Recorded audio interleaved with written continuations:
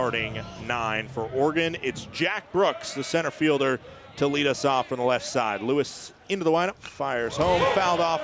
We're underway at 1:01 p.m. here Pacific time. 76 degrees on a beautiful sunny Sunday in Seattle. Doesn't usually reach 76 degrees this early in the season. Probably over the course of this broadcast, we might have an official record set for the hottest May 3rd in Seattle history. I believe the record was set at 77 degrees in 1992. That's what I saw on the local news this morning, at least. 0-2 pitch coming in to Brooks from Lewis. Fouled off again. Slated to get as high as 83 degrees in Seattle today. Certainly a day when the turf out there on the field with the sun coming out is gonna feel pretty spicy. And while Oregon was taking batting practice, they had some outfielders standing on the warning track just so they could be in the shade of the outfield wall, which I don't think I've ever seen at this ballpark before, where it's warm enough where guys are like, oh, we need to hide from the sun. Yeah, hopefully they got the sunscreen, the tanning lotion, whatever it may be on. Pitch misses down low. 1 ball, 2 strikes, no outs here. Top of the first, just underway. Oregon trying to complete the sweep and continue their winning streak. The Huskies trying to have their first win over the Ducks in the Eddie Smith tenure. To center field, McPaul a few steps back and into the glove for out number 1. And I'm curious to see if the Oregon bats can get going earlier today. Between the first 2 games of the series, just 2 runs in the first 3 innings. We talked about it in the open. Their bats really came to life in the middle frames. They had 8 runs between the 5th and the 7th last night. But I'm sure they are yearning for a quick start here on Sunday.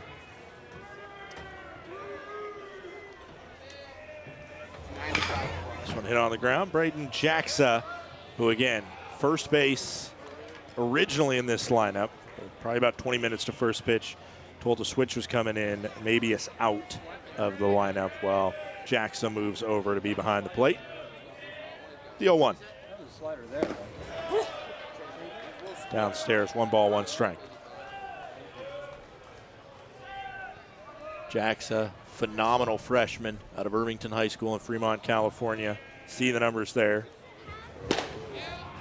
Strike makes it 1 and 2. Going to be in the conversation for freshman of the year in the conference.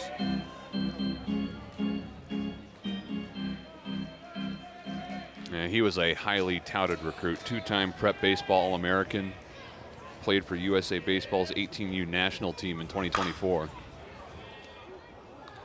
Count stays 1 and 2 there. And it shouldn't come as too much of a surprise that we're getting some switching there. I mean, Jacksa was splitting time with Mabius at catcher earlier in the season. Recently, he's been playing more first base, though. Swing and a miss. Lewis fans Jacksa for out number 2.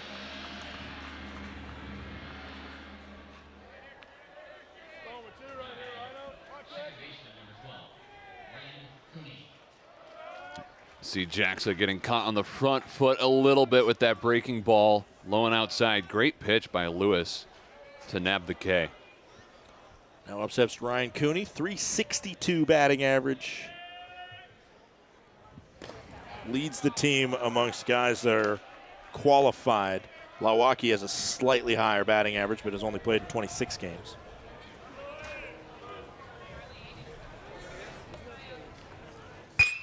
This one to center field.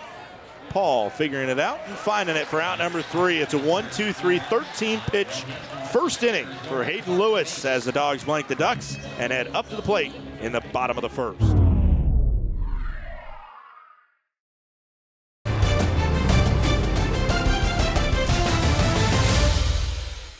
Due to time constraints, we now move ahead in the action. Washington Husky squad.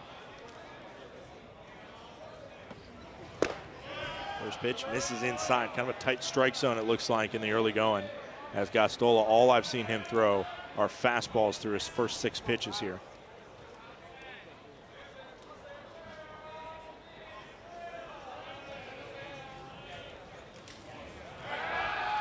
Pick off over to first base there. And Gostola has caught the attention of scouts across the country. He's got national eyeballs on him. He's played a couple of years with the Orleans Firebirds in the Cape Cod Baseball League, which is widely considered the cream of the crop. That one misses as well. Catcher there in Jackson asking some questions of where is that missing? Maybe a little high, maybe a little inside.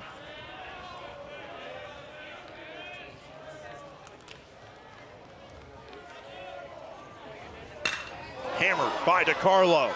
Out to left center field, looking up at it, watch it fly.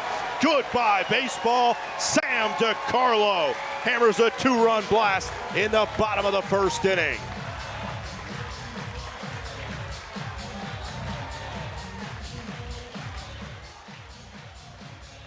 And Washington's now scored in the first inning of every game this weekend. The Huskies land the first blow again, and it's on a beauty of a swing from the UW shortstop. 106 miles per hour off the bat, went about 393 feet with the wind blowing out probably a little bit further. And you just felt the frustration maybe coming with Gostola, who didn't get both of those near strike calls to start. He was in the hole 2-0 and then left that one way too far over the heart of the plate for Decarlo to smash it.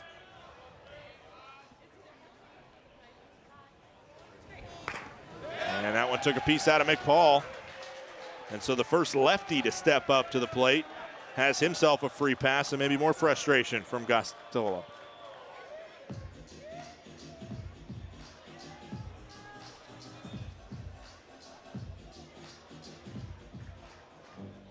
And that's why you wear the elbow guard. Yeah, that's the best way to get hit, right? Don't feel it at all other than just a little clip on the elbow.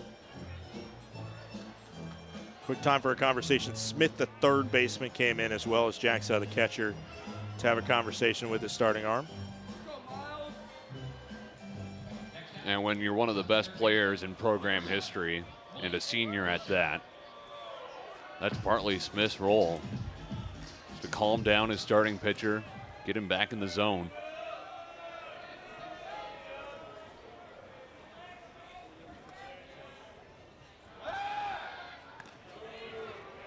You know, there are some kayakers out there, Scott, that seem to be drifting in towards where that home run ball dropped into the lake. Not quite McCovey Cove in San Francisco, but souvenir nonetheless, if they can get to it.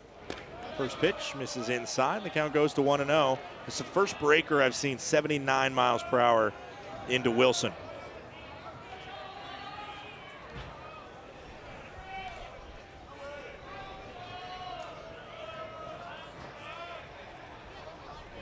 Swing and a miss. Got him on a changeup at 82.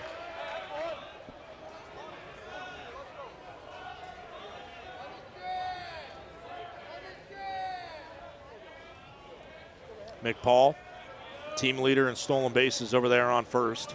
He can run. As this one is a tailor-made double play ball for 1, for 2, 4, 6, 3 double play to get Gostola and the Ducks right back in it.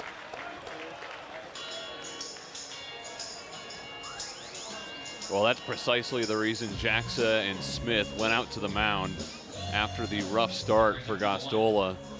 They knew all it would take was one pitch to potentially clear the bases, get him back in a groove, and get the Ducks a little momentum. Yeah, let's be very clear. This is not uncharted territory for the Ducks. You mentioned they went down in each of the first 2 games of this series. And they went down quickly right away as that one hits the zone to Ty Cowan. But the first punches thrown by the Dogs have been answered by some haymakers in the middle innings from the Ducks' power. That one downstairs, 1-1. And Oregon trailed all the way until the 8th inning on Friday. It was almost their last effort when they finally made a comeback and took the lead. This early, it feels like there's still a marathon in front of us and plenty of time for them to make up a small gap like 2 runs. It's been a Husky bullpen that's pretty battered and bruised by Oregon over the past 2 nights. The 2-1. Foul ball, even up at 2-2.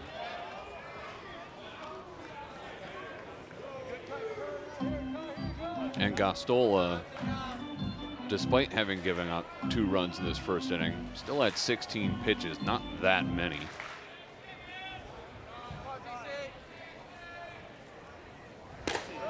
Just upstairs, 3 balls, 2 strikes, 2 outs. 2-0 Husky lead. We saw like a 25 pitch first inning on Friday night.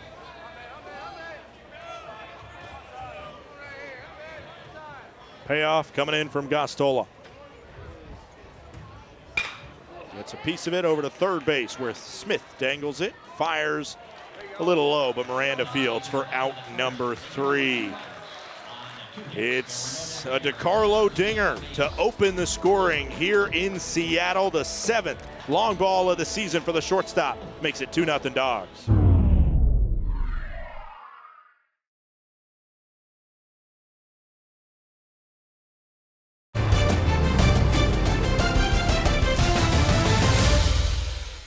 Due to time constraints, we now move ahead in the action. And it's ball 4. Most of those pitches were not that competitive for Maloney.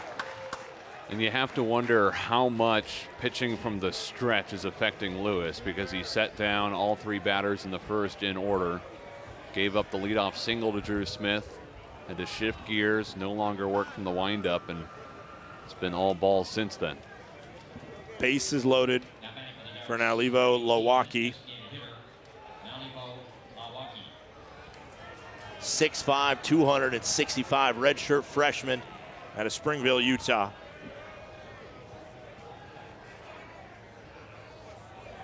Swing and a miss. He was charged up there on an 84-mile-per-hour off speed.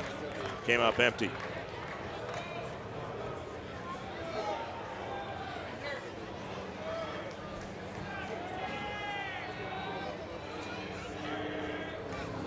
Swing and a miss again. That was a fastball. And handcuffed a little bit on an inside pitch. If that one's out over the heart of the plate, it probably winds up in the lake. The 0-2. Swing and a miss. What a response from Lewis, attacking the redshirt freshman and striking him out on 3 pitches. 8 straight balls gives way to 3 straight strikes, all of them swinging too. Lewis just blowing it past Lowacki, 1 pitch after the next. And up steps Miranda here.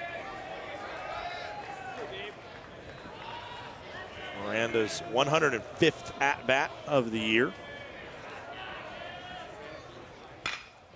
And it's powered sky high to center. Should be enough to score the run on a sacrifice fly as McPaul gets under it. And that's exactly what will happen. Smith easily jogs home. Laya to third, and it's 2-1.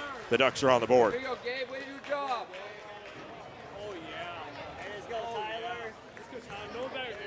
Not a massive strike from Oregon, but still a productive out from Miranda. And perhaps the key learning from that at-bat is the ball is going to fly today. I think in February or March, that ball is caught on the W in center field, but McPaul wound up backpedaling and backpedaling. The wind is blowing out. It's the hottest May 3rd ever in Seattle history. The ball is just going to zip if you get it up in the air.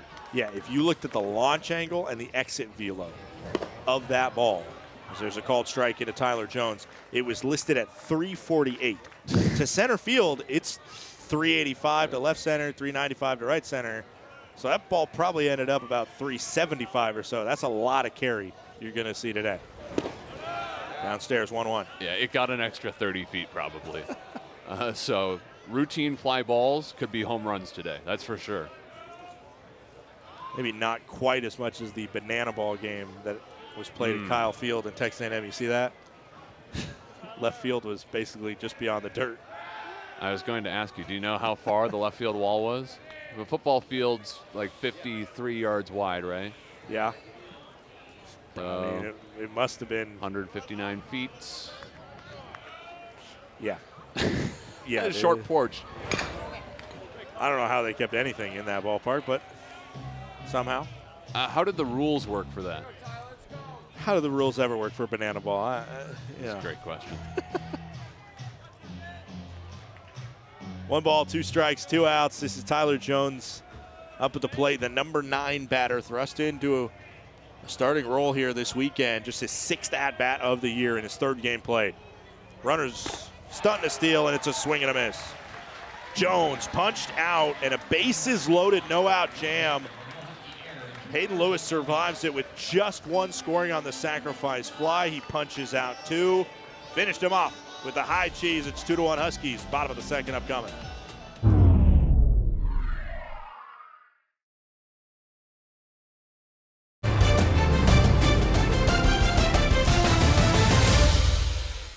Due to time constraints, we now move ahead in the action.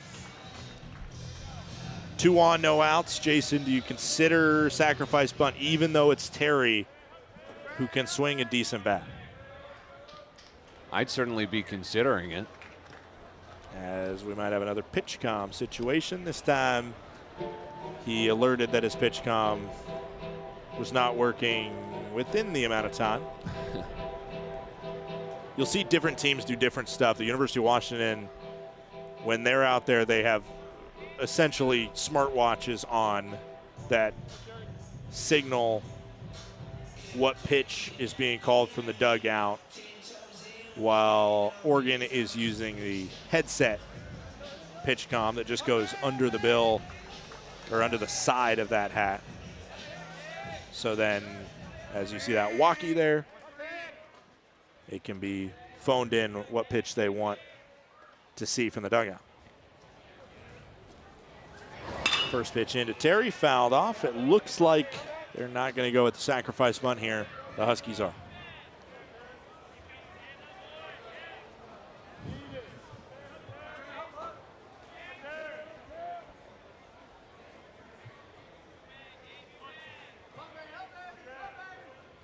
Corners are still in, just in case the Huskies are still considering bunt. Called ball in there. Wasn't too far away from hitting Terry, but it also wasn't too far away from the strike zone, as Terry was scooched up pretty close.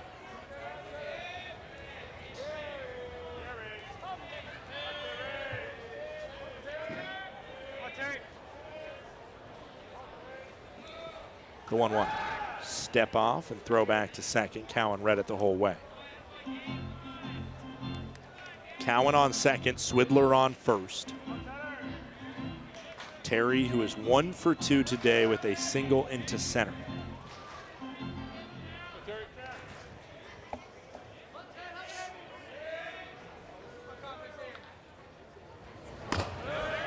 Upstairs, 2 balls and 1 strike.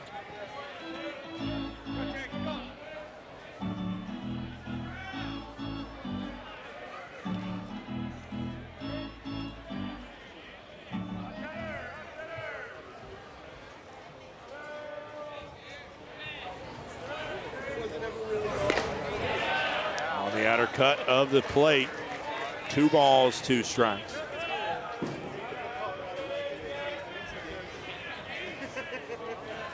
Really good spot from Howard. And that backdoor breaking ball, exactly where you want it.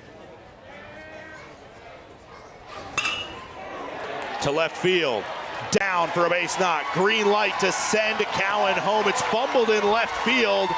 And getting all the way to third is Swidler. To second goes Terry. It's an RBI base knock by Terry, and it's 3-1 Huskies.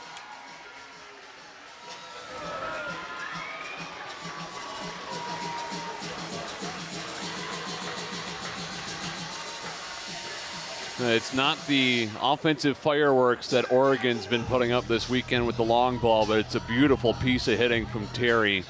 going down and golfing that thing to left. And then this thing getting through the wickets of Jones. That allows the Huskies to get an extra base, both Swidler getting to third and Terry to second.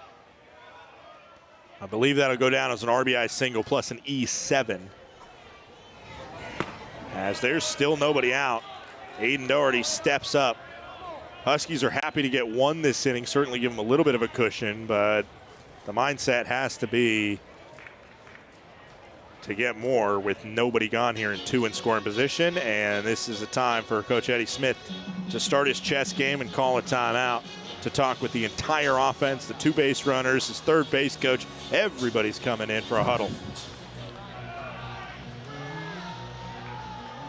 0-1. No outs. Terry on second, Swidler on third. Corners pinched in. Swung on. It is a foul ball down the third base line. If it goes over third base there, it's fair. That one determined by our third base umpire, Steve Corby, just went in foul territory.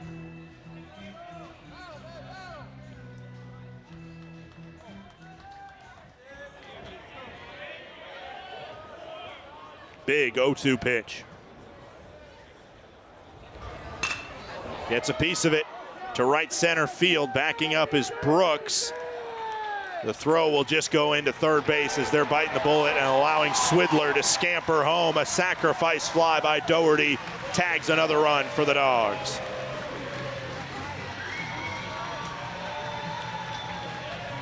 All 3 games this weekend, the Huskies have scored in the first inning, and now all 3 games, they've led 4-1.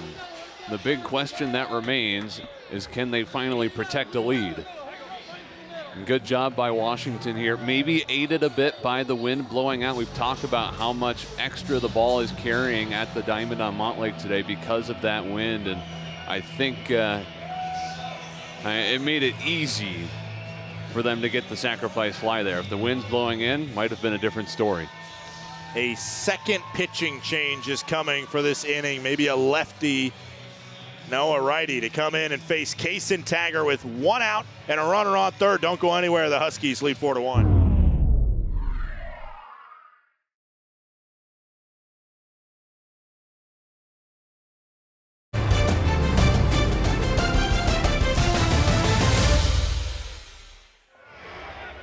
And the Ducks draw the entire infield in here with 1 out. Taggart skies this one down the third base line, moving over, and just running out of room is Smith. Would have been interesting if that one would have been caught by Smith, what he would have tried to do with it. Obviously, what would Terry have been told to do at third certainly would have prompted that. It's not a very long throw from there, but Smith is working against the grain and wouldn't have any momentum.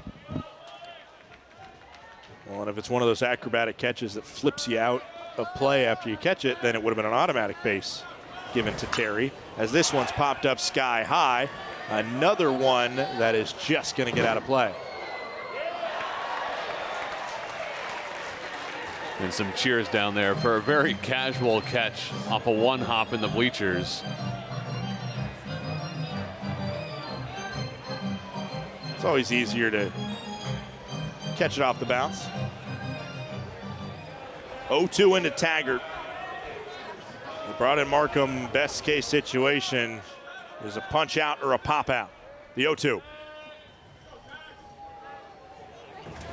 Upstairs. 94 on the gun from the freshman.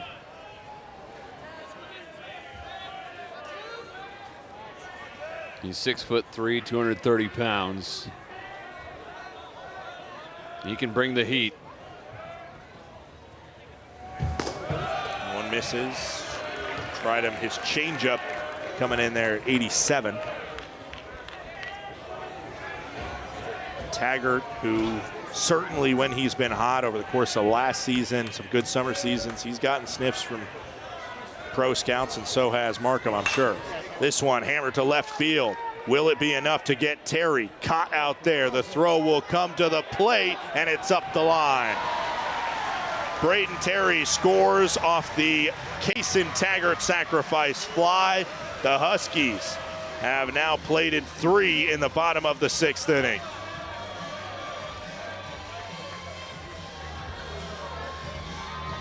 And it's the largest lead that Washington has seen all weekend. A lot of small ball here in the 6th. It did start with a double, but a hit by pitch, a single, and then back-to-back sacrifice flies. And the Dogs lead by 4. Flip over the lineup card for the 4th time today. I guess technically the 3rd flip of the lineup card for the 4th at-bat by Jackson Hotchkiss. 1 for 3 leadoff single, along for the ride on the Decarlo home run. As this one fouled out of play.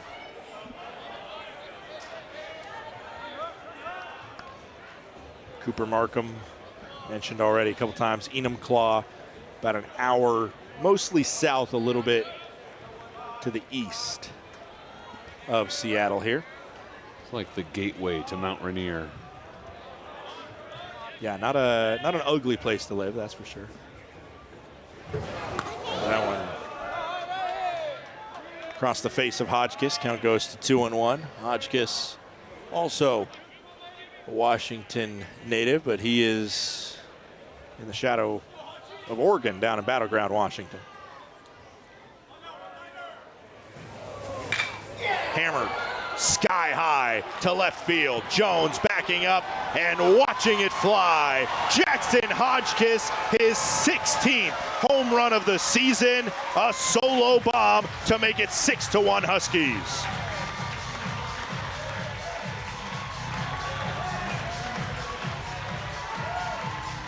Yeah, they're going to have to start handing out helmets to the kayakers here.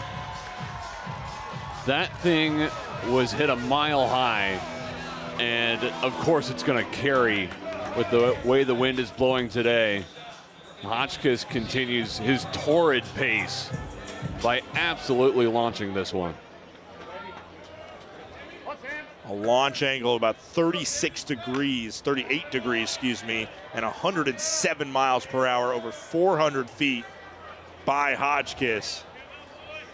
And that celebration, I don't know how much inspired by Randy Arozarena, but it was certainly a shot off the bat of Hotchkiss that looked like an MLB type play. Now ball there. Decarlo, the other home run today, off of his bat.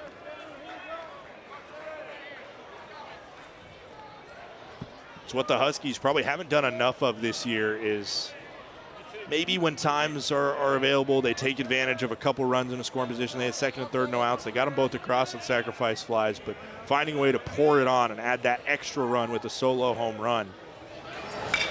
As Decarlo hammers this one hard, but just too late to it, foul ball. And they have not had an inning like this all weekend where they've strung together hits and sacrifice flies. They had a 3-run inning on Friday night, but all 3 runs came home on a bases clearing double.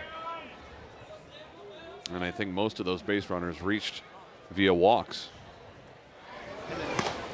Upstairs. I think that's probably been a product of the injuries and the disconnect in terms of the starting lineup, because stringing together hits has just been something that they haven't really gotten the chance because they're always in a different spot in the lineup and kind of playing off of who's ever in front or behind of them in the lineup.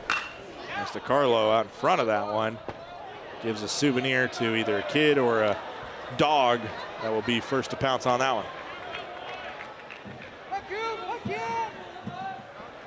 Decarlo 2 for 2 today. His infield single last inning in big part helped bring the day to a close for the starter in Gostola, even though he didn't score. This one up and over our heads in the booth. We stay at 1 ball, 2 strikes.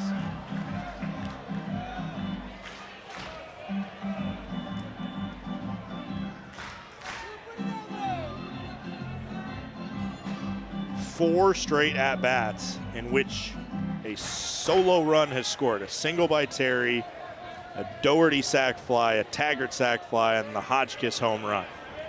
1-2. Up and in, 2 balls and 2 strikes. What a pesky AB by Decarlo now.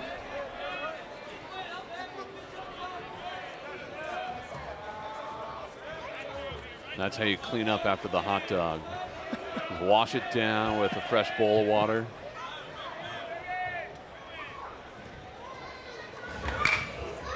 And that's a fair ball down the third base line. The dive by Smith is enough to knock it down, but no further. Another infield single for Sam Decarlo, and the bats keep on being passed on by the Huskies. Smith showing some frustration there, but honestly a good play just to keep that ball in the infield and prevent it from becoming extra bases for Decarlo, who's having a magnificent day. Now 3 for 3 with a couple of singles, a 2-run homer, and a walk.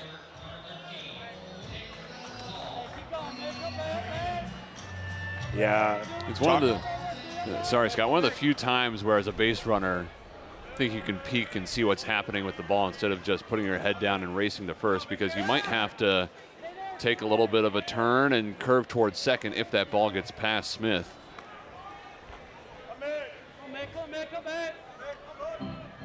Mick Paul at the plate now. Paul.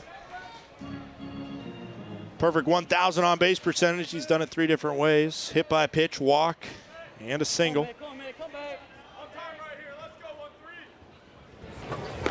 Pitch out there, thinking that Decarlo might try and swipe second. Decarlo did steal second his last time up when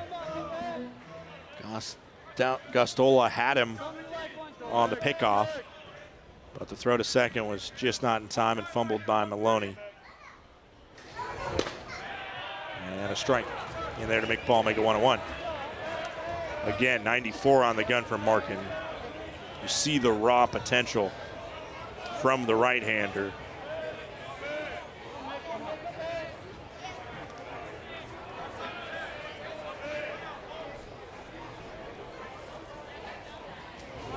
Swing and a miss. And cranking that thing in at 94 again.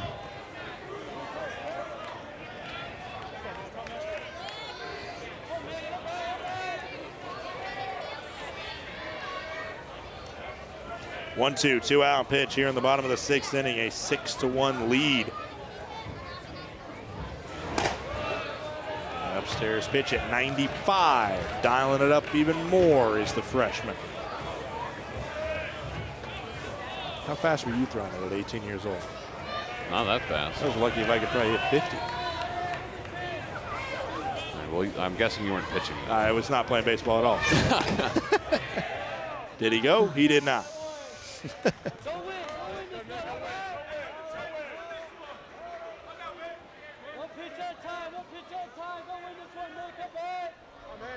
Yeah, it looks like he held there. I thought it was close to being a called strike 3 more than it was a swinging strike 3. 3-2, 2-out pitch, runners going, and it's ball 4, a walk issued by Paul. And this is what Coach Smith said he loves so much about Mick Paul. He said maybe the hit numbers aren't quite what you want them to be, but he steps up there and he competes every single at bat. And once again, he does it. He's reached on 3 free passes today, but it's 1,000 on base percentage, and you'll take that nearly every day of the week. And how about the 2 and 3 hitters for the Huskies? Decarlo and Paul are now a combined 4 for 4 with 4 walks and a home run. And we will see our 3rd pitching change of the 6th inning as Markham's day is done and a new Duck will take to the bump. 4 runs already in the 6th as the Huskies threaten for more. We'll be right back.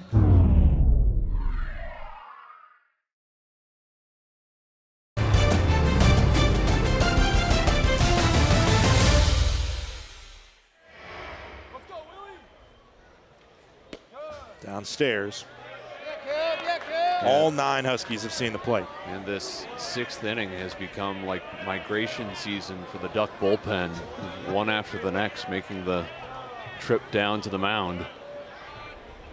4th pitcher of the frame. Outside, count goes to 2-0. Well, it's a very warm Sunday in early May. Ducks are headed north, and they keep on heading out of the pen and onto the bump, and nobody has figured out the Huskies in this 6th. Swung on. High fly ball to right field. And all Laya can do is watch. Wilson, goodbye baseball. A 3-run blast in the bottom of the 6th inning. It's a 7th spot put up by the Huskies, and it's 9-1 Washington.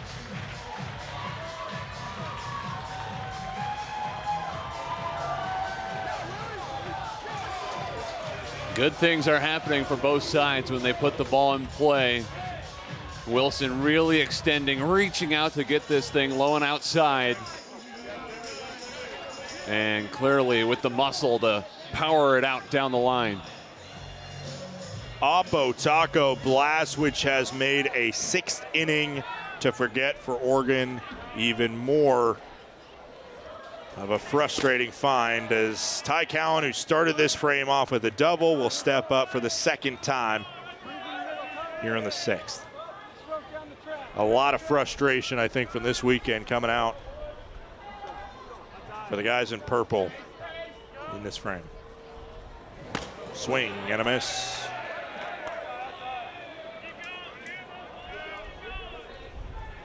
Surely they don't want to let another golden opportunity go by the wayside.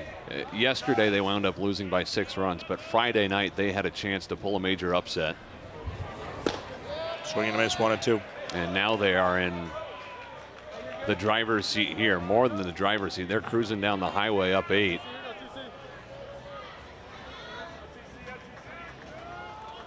This half inning, by my count, has taken nearly 20 minutes of actual time to go by, with the 3 pitching changes we've seen, and obviously the long, stringent at-bats from the Husky batters, as Strawn tries to deliver a pitch to bring it to a close. Not on that one. We go full.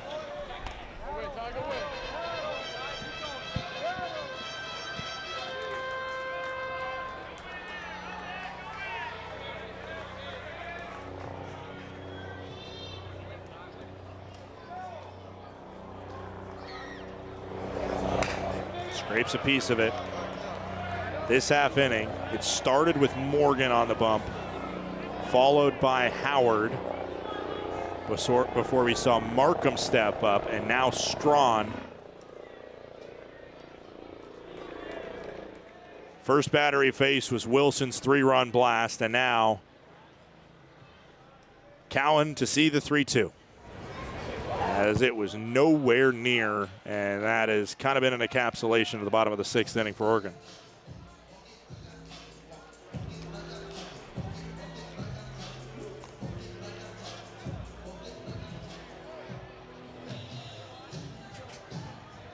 Might just be sweat on the hand slipping that one away or something. Yeah, clearly a breaking ball he was trying to snap off that slipped. Ethan Swidler took a 3-2 pitch off his ankle and takes that one into the zone. That was earlier this inning when he technically got a hit by pitch. It would have been ball 4 anyway. And then he scored on the sacrifice fly, the first one by Doherty. That one nearly catches him up to the face. It's a 1-1 count as Swidler shoots back out of the way of that one. Honestly, the length of this inning, the longer it goes, the more you start to worry about Lewis, who's hanging out in the dugout, having a great game thus far. He's probably getting pretty cold even on a day as hot as this one. And pitchers are creatures of habit who like to be in a rhythm. This takes you out of that groove and potentially the flow state that you are in between innings. Check swing, did he go? It's in the zone anyway. Called strike 3 to finish off the frame, but it was a frame that belonged to Washington.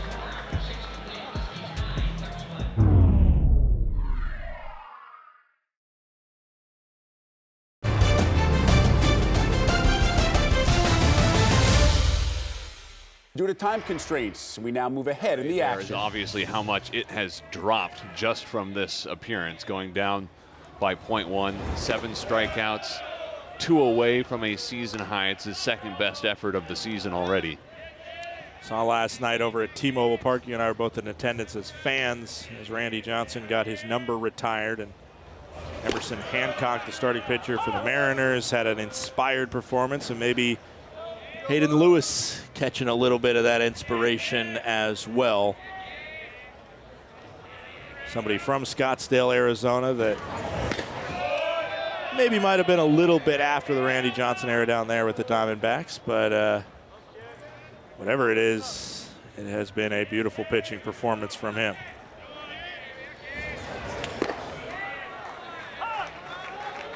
You know how many times Randy Johnson led the league in strikeouts? Is this going to be a number that's way higher than I think or way lower? Probably be higher. Okay. I think. Just going to make sure you weren't set me up for big unit slander. It's not a low number. Give me maybe 10? 9. 9, okay. Almost a whole decade leading the league in strikeouts. It's crazy. 3 balls, 2 strikes, no outs here. Top of the 8th inning. Payoff pitch coming in, fouled off. The crazy thing, and at the game last night, they played a lot of highlights on the big board, obviously, celebrating Randy Johnson and getting his Mariners number retired. And it just how effortless he made it look. And obviously it's part of being 6'10", as another foul off happens. But, I mean, he's already like halfway to the plate, basically, when he released the ball. He just shoots out so much, and to throw it as fast as he did, as hard as he did with that frame, it's just so fun to watch how he pitched. 3-2 pitch in, just outside. I had a number of people asking me, too, like, how was Randy Johnson's number not retired earlier? And it seems it was largely due to Ichiro joining the Mariners shortly after Johnson and wanting to wear 51. And then, of course, you can't really retire 51 until they're both done playing. And there was so little crossover between their 2 careers that it was a long wait before Ichiro finally retired. And they said, okay, let's do them both. Let's get 51 up on at T-Mobile Park to honor 2 different guys.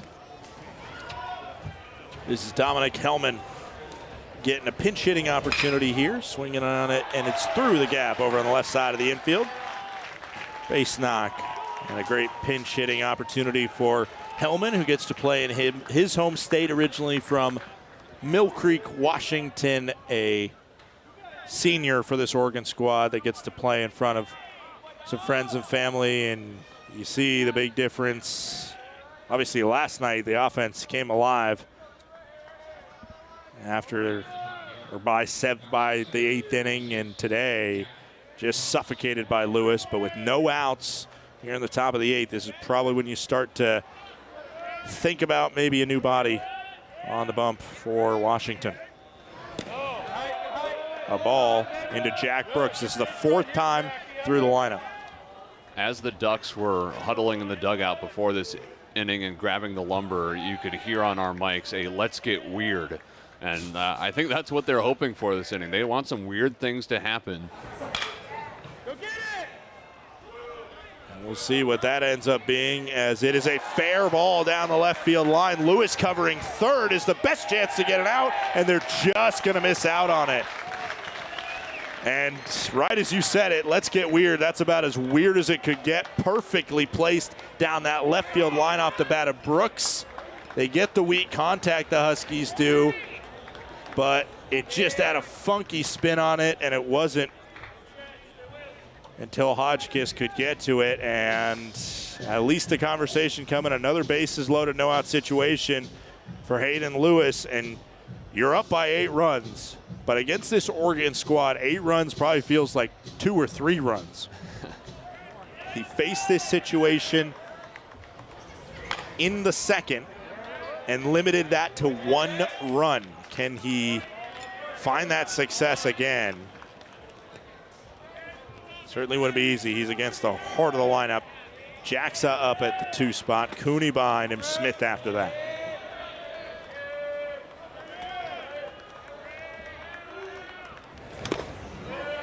Over the plate.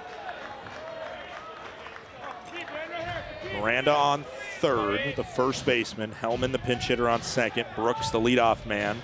The best speed on the bases. Handcuffed behind Hellman and Miranda over on first.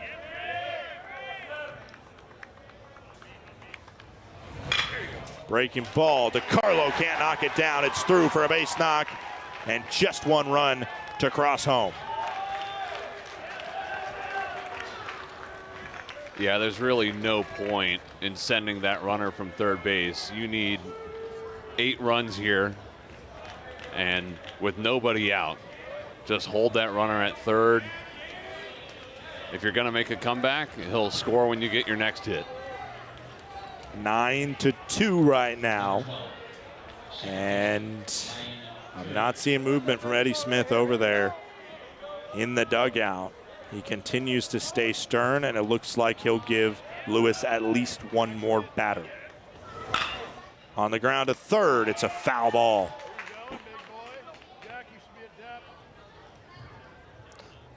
And it's probably a tough pill for Lewis to swallow right now, because the 3 singles in this inning, none of them have been particularly well-hit balls. In fact, if the defense is aligned differently, they might have all been outs.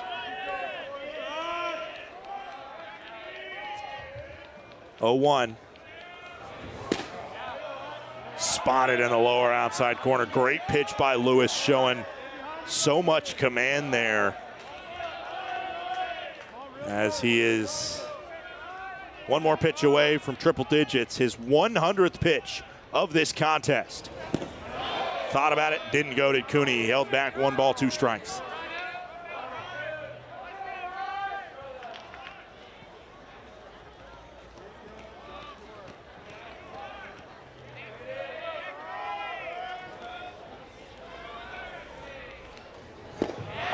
Blowing away again, trying to get that breaker 79 off the plate, and Cooney held back on it once more.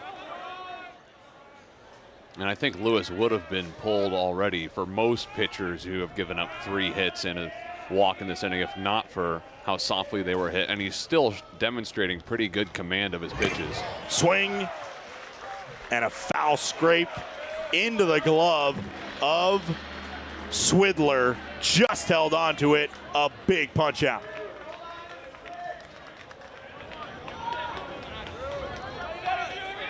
What a spot.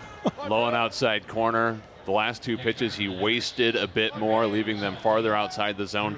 The location, phenomenal from Lewis. I think Swidler was shocked that he held on to that one. It took just a slight deflection, but he was looking to the ground before he was looking into his glove and feeling the ball there. Drew Smith now back at Lewis. The throw home is over the head of the catcher. 1 run home, now 2. And Lewis, who has thrown 103 pitches, and nearly all of them have been beautiful. It's the lob home. That is going to be the one he's going to think about. Had at least 1 out there, and instead just put too much on it. Swidler couldn't grab it. And 2 across on the fielder's choice error.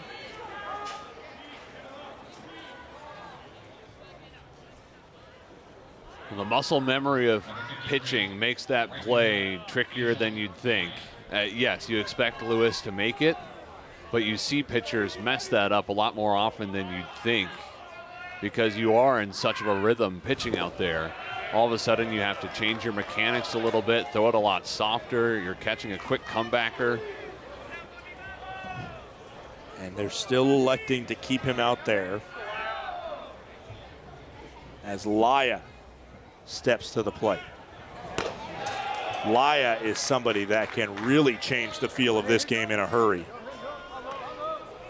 Powerful freshman, batting from the right side. A home run last night was his 13th of his first-year campaign.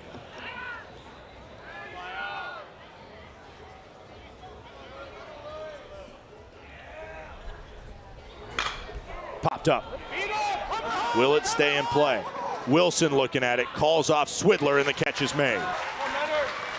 So even after Lewis has to deal with the frustration of missing out at that out at home, he at least got Laya for out number 2. And now, for sure, I think it'll only be one earned run against him this inning. So at least his ERA is going to look aesthetically pleasing. But he still has to deal with at least one more duck. And that's Maddox Maloney. Blowing away. And Maloney's bat has been quiet today. But remember, he's the one who killed Washington yesterday. Went 3 for 3 with 2 home runs and 6 RBI. The 1-0. Down the first baseline. Taggart, a few steps in front of the dugout, fields it for out number 3. Lewis weathers a storm as the Ducks played 3 in the 8th, but no more. We'll be right back for the bottom half of the frame.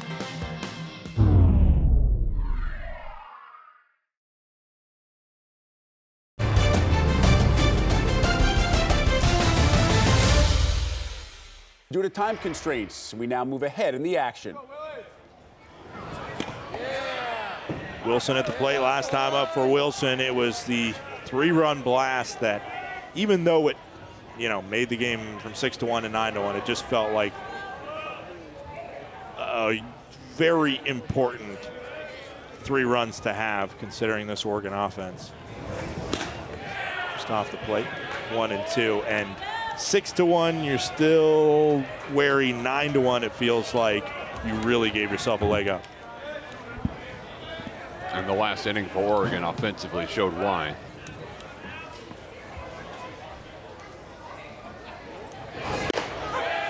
Called, strike 3. 92 right down the pipe to Wilson.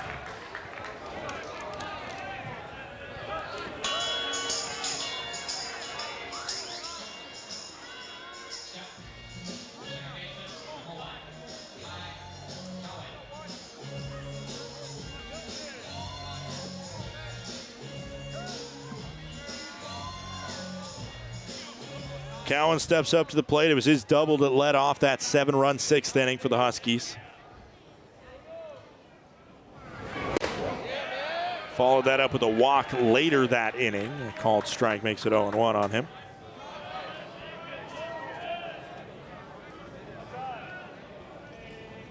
And the Huskies really did everything in that 6th inning. 5 hits, 3 walks, helped by an error. Count goes to 1-1. A couple of sacrifice flies in that 6th inning too. Yeah, if there's a class being taught on the perfect offensive inning, that one might be up there. Every out was productive until the final one, obviously. Long balls, free passes, long at-bats. The final number we got back from our production crew on how long that bottom of the 6th inning took. This one through the right side of the infield. 100 miles per hour into the glove of Laya over in right field. And Cowan has the bases loaded with 1 out. Final number was 36 minutes. That's how that bottom of the 6th inning took. I was guesstimating 20 minutes once it got late, but I'm sure that was actually just one of the commercial breaks that we took as the first pitching change maybe was happening, or the second one. I don't know. It was a long one, and up there in terms of the longest half inning, you'll see. Misses outside. Swidler with a chance. Swidler has had one of the more pesky, I'll call it, 0 for 3 days. He had a walk or a hit by pitch technically in that inning, but he's felt like he's given some really good at-bats. Just hasn't been able to come up with a hit. So if every half inning took 36 minutes. Don't even go I there. just did the math. Okay. The game would be a little over 10 hours. without a bottom half of the ninth. All right. Well, just for some perspective, everybody wants more offense until offense makes a game 10 to 11 hours. I'm sure, you know, the amount of arms you'd see, because there's a called strike 3-1. Yeah, you'd run out of bodies to put out there on the bump. Yeah, and the beauty of baseball is that there's only so much that the powers that be can do to rein in how long the game takes.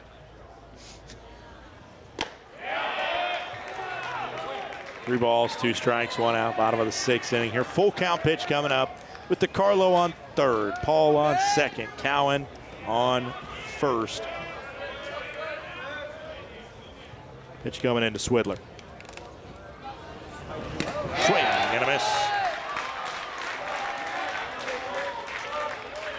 Mechna gets the punchy.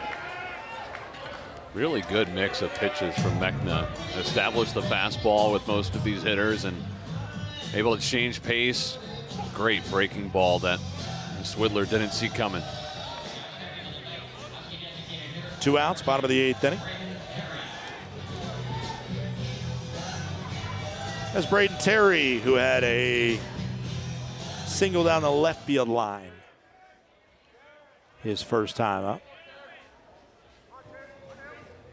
Not his first time up, in that sixth inning. And I guess he actually had a single his first time up too. It just wasn't down the left field line. Strikes makes it 0-1 for Terry. 2 for 4 in total on the day. McPaul on second. That's good news for the Huskies. He got great speed if he gets the chance to run.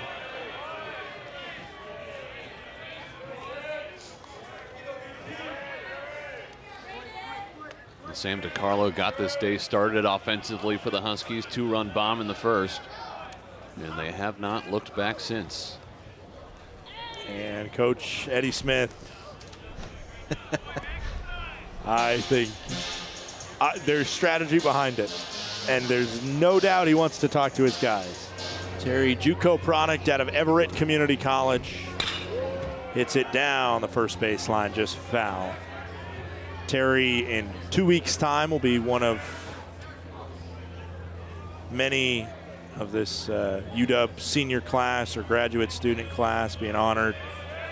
Obviously, our final Big Ten Plus broadcast talked about our incredible student U crew and the graduating class for them.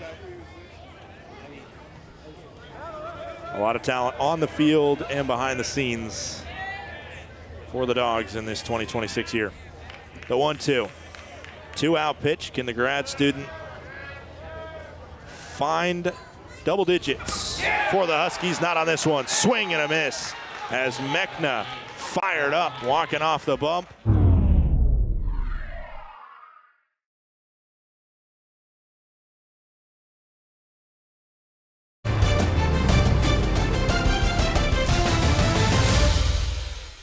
Due to time constraints, we now move ahead in the action. Does have 2 stolen bags. He came in as a defensive replacement.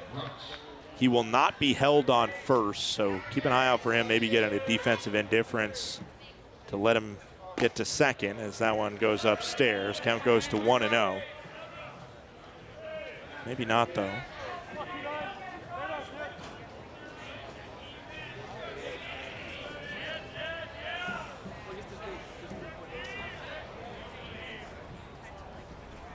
Swing and a miss. Jack Brooks at the plate, 1-1 count for him. Was 0 for 3 against Johnson before that looping fly ball down the left field line. Fell in the Bermuda Triangle between Hotchkiss, Wilson, and DeCarlo. That helped load the bases up initially with no outs. The 1-1, 2-out pitch. Runners going in Cook, and he'll have to go back after a foul ball. And again, to be clear, if he gets to second there safely, it will likely not go down as a stolen base because he's not being held on first, and unless Swidler does try a throw there to second, it's likely the Huskies are saying we don't care if he gets to second, we just want to deal with the batter in front of us. The 1-2, 2-out pitch from Johnson to Brooks. Outside, and it is a defensive indifference to move Cook 90 feet.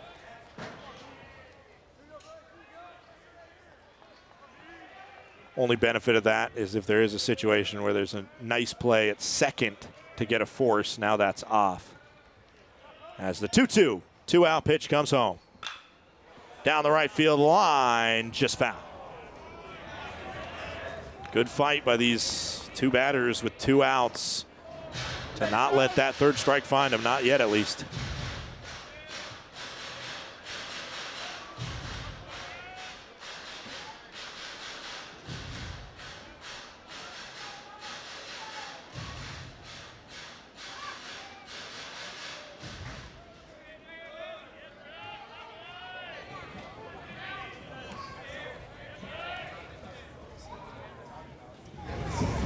Two misses inside. We go full. 3 balls, 2 strikes, 2 outs. Johnson, a couple deep breaths. Temperature scraping 80 on this beautiful sunny Sunday afternoon. 3 balls, 2 strikes, 2 outs. And a late swing, foul scrape by Brooks.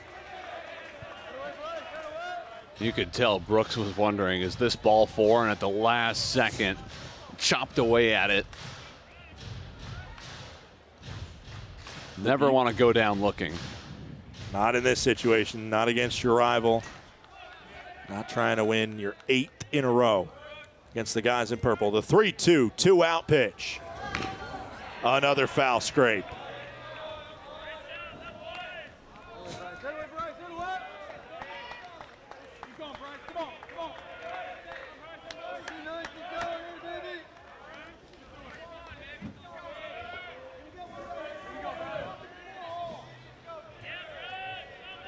Once again, we got the count full, 2 outs. Johnson to Brooks. Another foul.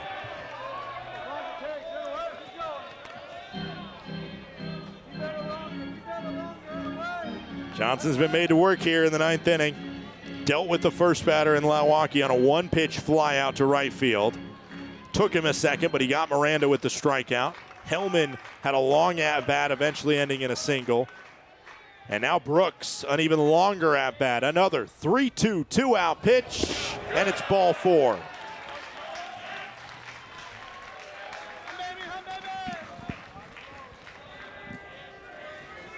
The Huskies have had some struggles trying to finish off games in the 9th. Brandenburg struggled a week ago in Ann Arbor on a Friday night in a lead smaller than this to finish it off, after he pitched 2 solid innings before that.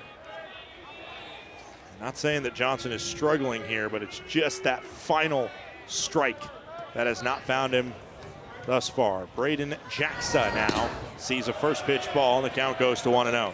This Oregon squad, you know, they feel like they have some unfinished business this season as a whole. A squad that hosted a regional last year, but in part because of Eddie Smith's former team, Utah Valley University. They were bounced after 2 losses, first to the Wolverines, then to Cal Poly on their home field in Eugene. And so winning this game certainly isn't the top priority of this season. It's hosting a regional and making do on the shortcomings they had last year. But if they're able to sweep their rival to bring all the momentum into the 2 crucial matchups with the Southern California schools, and that is a huge step in that direction. The 1-0. Swing and a miss, dropped off a shelf.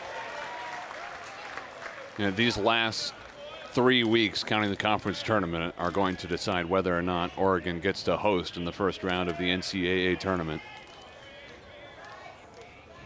They're sitting at 13 when those first or top 16 seeds will get to host.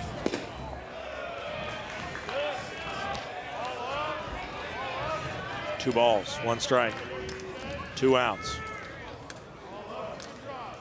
Jackson's been one of the few Ducks that have had a pretty solid game. 2 for 4 with 2 singles.